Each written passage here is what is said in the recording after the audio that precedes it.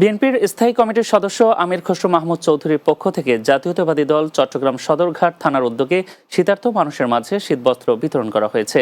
সদরঘাট থানা যুবদলের সাবেক যুগ্ম সাধারণ সম্পাদক নূর খানের সভাপতিত্বে চট্টগ্রাম নগরের পূর্ব মাদারবাড়ি উদয়ন গলি মাঠে বিতরণ কার্যক্রম অনুষ্ঠিত হয়। এতে প্রধান অতিথি ছিলেন মহানগর বিএনপির সাবেক সাধারণ সম্পাদক আবুল হাশেম বক্কর। এ সময় উপস্থিত ছিলেন চট্টগ্রাম মহানগর বিএনপির যুগ্ম সাধারণ সম্পাদক ইয়াসিন চৌধুরী লিটন, সদরঘাট থানা যুবদলের সদস্য সচিব রাশেদ সহ বিএনপি অঙ্গ সংগঠনের নেতৃবৃন্দ।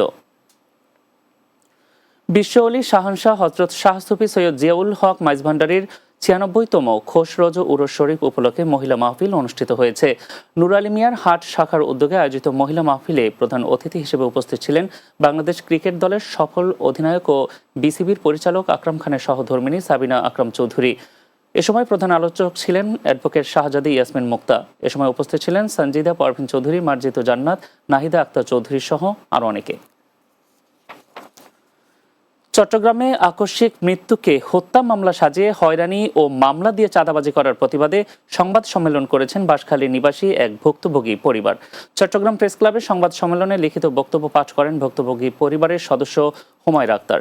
এ সময় উপস্থিত ছিলেন পরিবারের অন্যান্য সদস্যরা। লিখিত বক্তব্যে তিনি বলেন, এলাকার চিহ্নিত সন্ত্রাসীরা বিভিন্ন সময় মামলা দিয়ে এলাকার সাধারণ মানুষকে হয়রানি করে চাঁদাবাজি করে আসছে দীর্ঘদিন ধরে।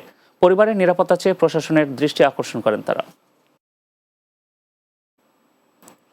রাতের বাংলা নিচ্ছে আরো একটি বিরতি, ফিরছি কিছুক্ষণের মধ্যে, সঙ্গেই থাকুন। আন্তর্জাতিক প্রতিষ্ঠান ব্লুমবার্গ